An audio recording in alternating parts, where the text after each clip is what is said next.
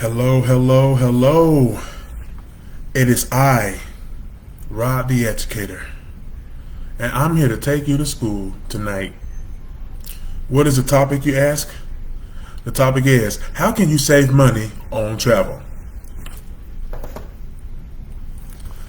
I'm going to wait a few moments. I say I'll get started at about the 2-minute mark. I want to see if at least one person comes in.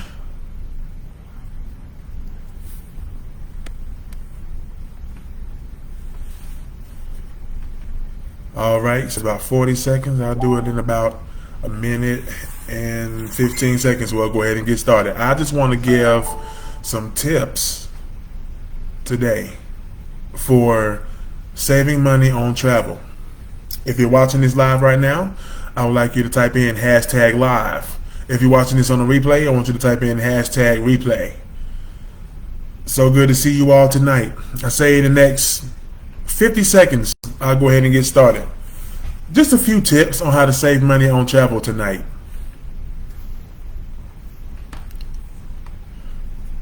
I got my list ready to go. All right, we got about 30 seconds. Then I'll go ahead and get started. All right, say about 25 seconds. I'll go ahead and get started. So if you're watching this on a replay, I want you to go ahead and type in hashtag replay when you watch it.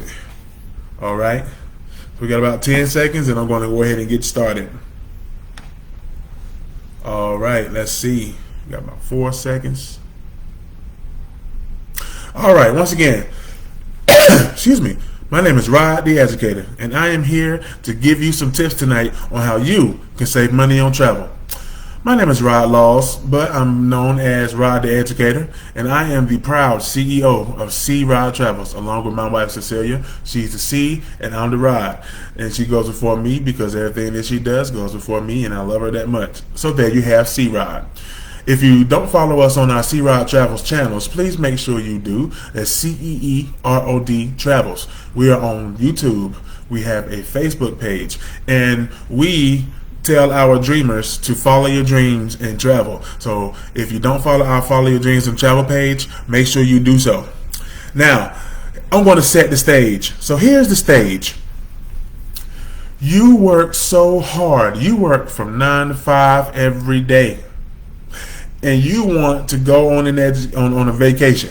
But unfortunately, you can't go on vacation because funds are not always there. So what Rod the Educator is going to do today is give you some tips on how you can save money for travel.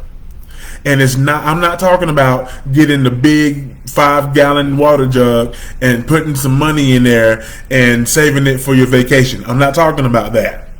I'm not talking about having to go into your 401k or dip into your 501 or 503b if you're an educator. I'm not talking about any of those things.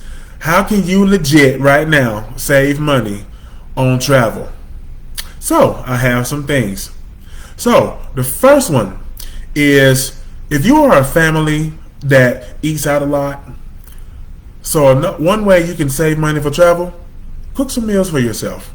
That's one way you can save money on travel, because eating out eats at your budget. If you have a financial budget at your house, eating out takes from that budget, and you're not able to save for trips.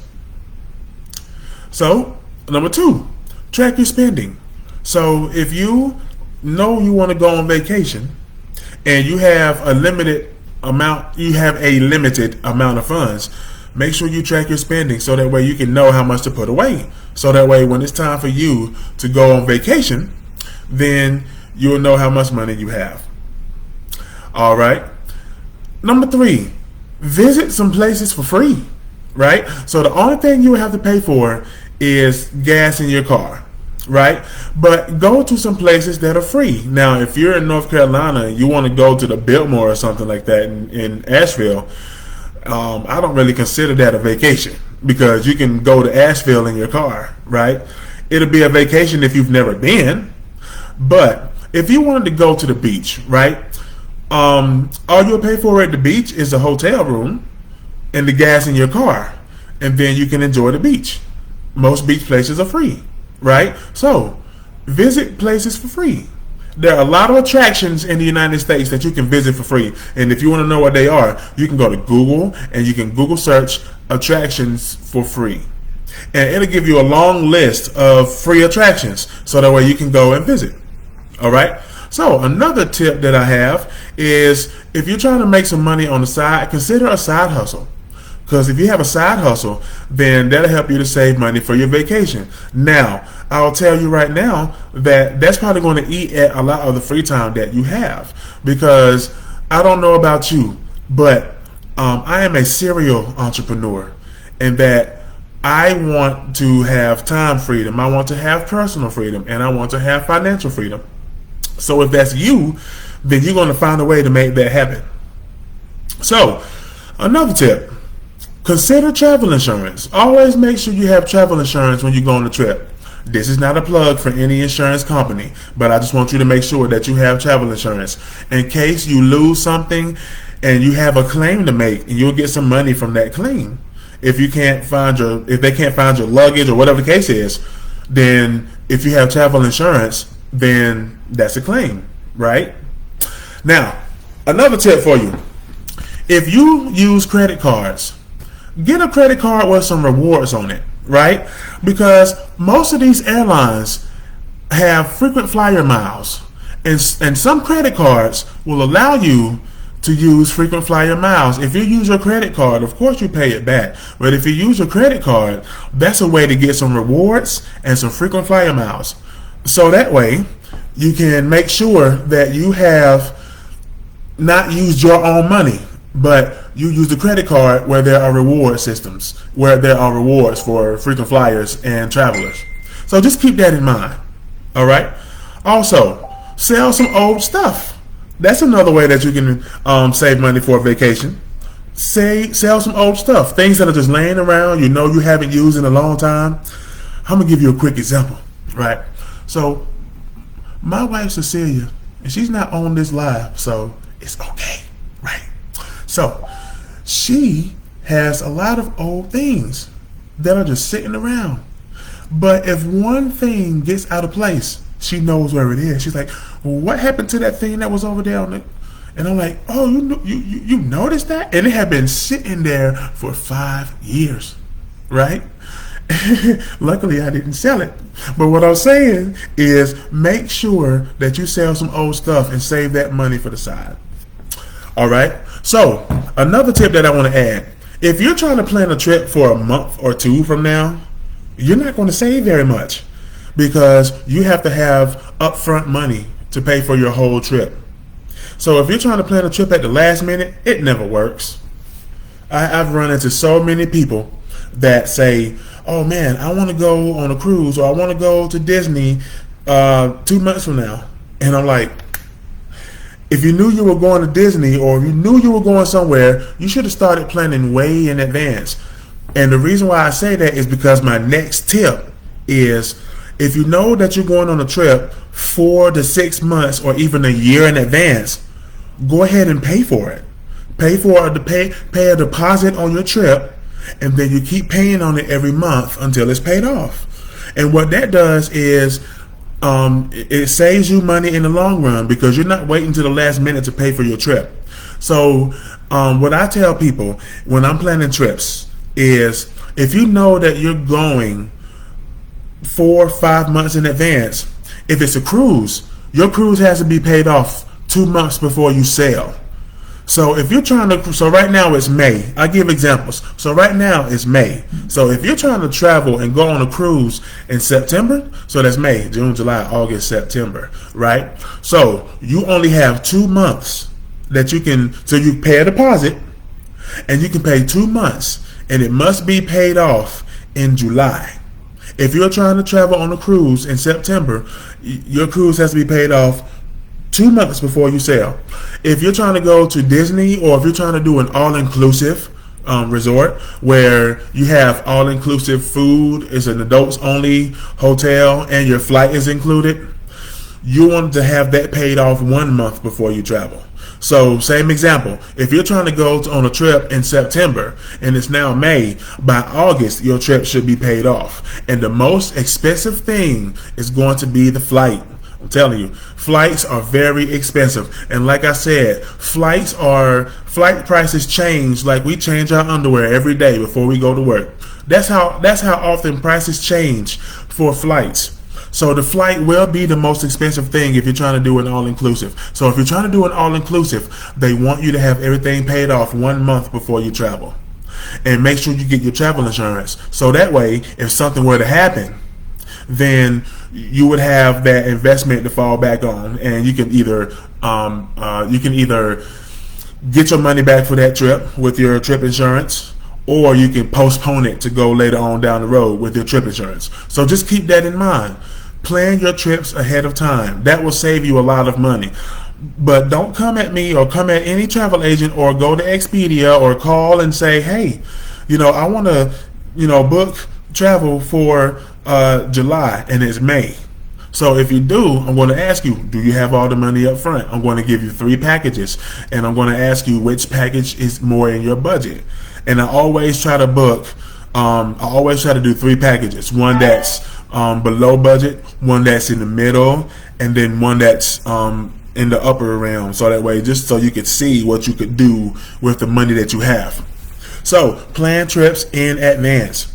All right. Another tip that I have is travel off peak season. That is the best tip that I can give. So if you are trying to go to the Caribbean, we know that it's very hot in the Caribbean year round, right? So you want to travel to the Caribbean in the wintertime here in the United States. What? Why am I traveling in the wintertime to the Caribbean? I'm going to tell you why. Because it's cheaper, right? If you're trying to go to the Caribbean in the summer, that's when prices are higher, especially for flights, hotels, and when Carnival is going on in the Caribbean. Because, Carnival is a Caribbean thing. It's a bunch of dancing, and it happens, and it takes place, and it lasts for 3 or 4 days. But, Jake Johnson, I see you on here. So, if you've never been to a Spanish-speaking country or a country in the Caribbean to experience Carnival, you have to go, right? But it's better to travel to the Caribbean during the wintertime because prices are cheaper and it doesn't cost as much. Flights don't cost as much. Hotels don't cost as much. And it's warm down there year round. So when you go to the Caribbean, don't go June, July, August, because that's when it's going to be high in cost. Also, for example, if you're trying to go to, let's say, Alaska, right? It's better to go to Alaska during the summer. It's crazy, right? Because it's cold year round in Alaska, but in the wintertime here in the United States, it is extremely cold over there, and so we know that it's going to cost a lot more. But if you go to Alaska during the summer months, or I say July, August, September, October, that's your best bet for Alaska. Another example I can give is cabins in the mountains. So I went to the cabin it is beautiful in the summer, Jacob. You are absolutely right. So if you're trying to go to a cabin in the mountains, like we went for my birthday, my wife treated me to a cabin in Tennessee, and that's my first time ever going to a cabin. But it was so cool. But it was during spring break, right? So a lot of stuff going on during spring break. A lot of families coming in, cars on the road, heavy traffic, especially in Pigeon Forge, because that's where we were. So cabins in the in peak season. Peak season for cabins is October, November. Those are your peak seasons. In December, I got to put that in there too. Those are your peak seasons for cabins. So cabins are going to be a lot more expensive in those months. So it's better to go to a cabin in the springtime. So February, March, April, May, those months are the best times to go to a cabin. So travel off peak season. That's a very good piece of advice, if I do say so myself. I got 2 more pieces of advice. So my second to last piece of advice is book hotel rooms on points.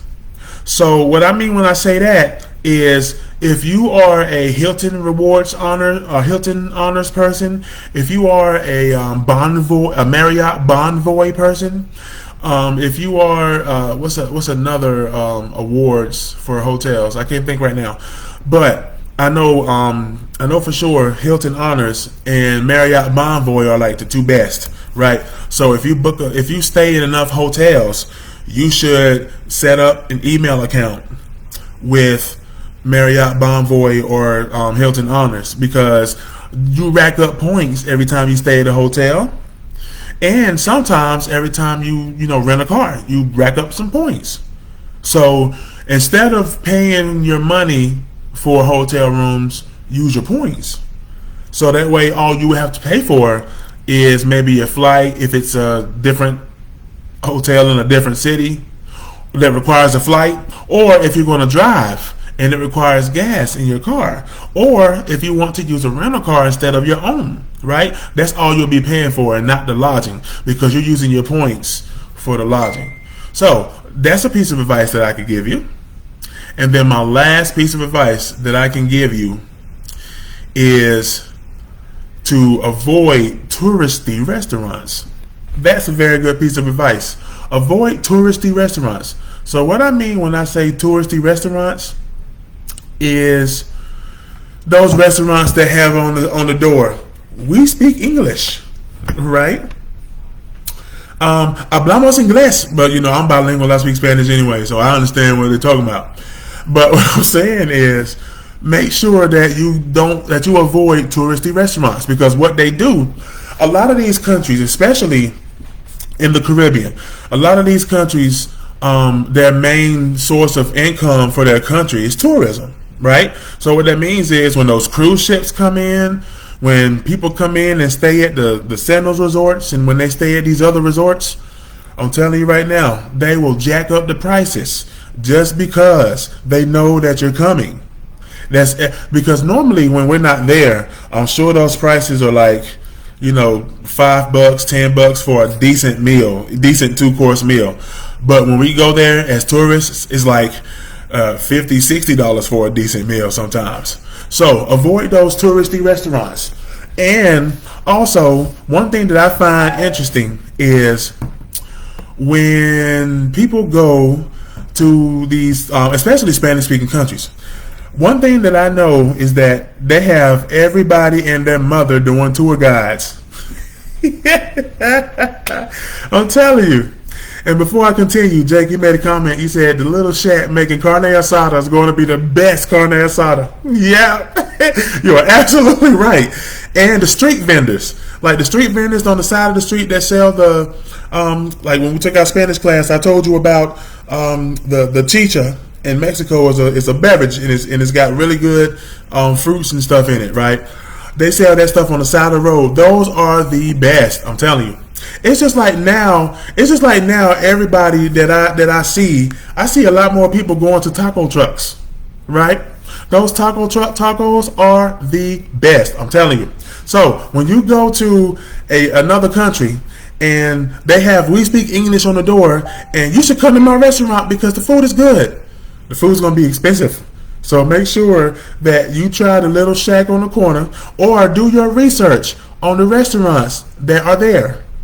So an example that I can give, when I went to the Dominican Republic back in 2007, I went with my college class to study art. So when I went there, I remember the name of the hotel, and it was in Cabarete. So in the Dominican Republic in the north, you have Cabarete, Puerto Plata, Sosua, like all the beaches are in the north. And so the hotel I stayed at was the Hotel Villa Taina, right? The Hotel Villa Taina per night is like it's like $78 per night to stay at the Hotel Villa Taina. So you could stay at the Hotel Villa Taina for about $200 for 3 nights. And so the only thing you'll be paying for is the flight. So you have a $600 trip. You have to have a passport, of course, But you have a $600 trip, flight, round trip flight, and the hotel accommodations included. Now, the Hotel Villa Taina is not an all-inclusive resort, but on the back of it, you see the beach. And I remember this pizza place, right? It was a pizza place on the side of the corner, right? And then, of course, they had their chain pizzas. Like, they had Marco's over there. So they had Marco's, and then they had the chain hotel for pizza. And when I tell you, I'm sorry, not the chain hotel, but the little small pizza joint. And that small pizza joint was the best pizza I ever had, right? So just because you see a franchise restaurant or a franchise place wherever you go, it's not always the best. So it's the little shacks that sell the carne asada and the tacos and the taquitos. All those are going to be your best option. So avoid touristy restaurants, and also avoid tour guides. Everywhere you go, everybody wants to give a tour. Hey, come on, I give you a tour. I give you a tour, and you only pay $30 per person, but I give you a tour. Avoid that, right? Unless you speak the language or you know somebody, make sure they're not taking you anywhere that's dangerous, right? Every time, like my family, every time we travel to a Spanish-speaking country, like we've been to quite a few. Like we've been to Honduras, we've been to Mexico, I've been to Puerto Rico, we've been to the Dominican Republic. I've been to a couple of places in South America. But what I'm saying is, I know the language, so I'm able to communicate with the people, so that way they're not just taking us anywhere and taking advantage of us, right? But I have to play like I don't speak it first. But avoid touristy restaurants, touristy tour guides, and also every store like when you first get off the cruise ship and you have those strip stores, go into the city. The strip stores are like, oh, tourists are coming, let's jack up the prices and charge big prices for everything. So just be on the lookout for those. So hopefully these travel ways to save on travel have been a very good big help to you.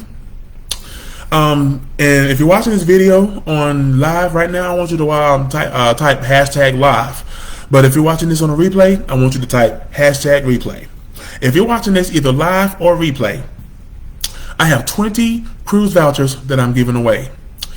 The only thing you have to do is pay $49.95 up front, and then you're able to see available tour dates, available cruise dates. If you're interested in the cruise voucher, I want you to type in hashtag cruise in the comments, whether you're watching this live or whether you're watching this for the replay.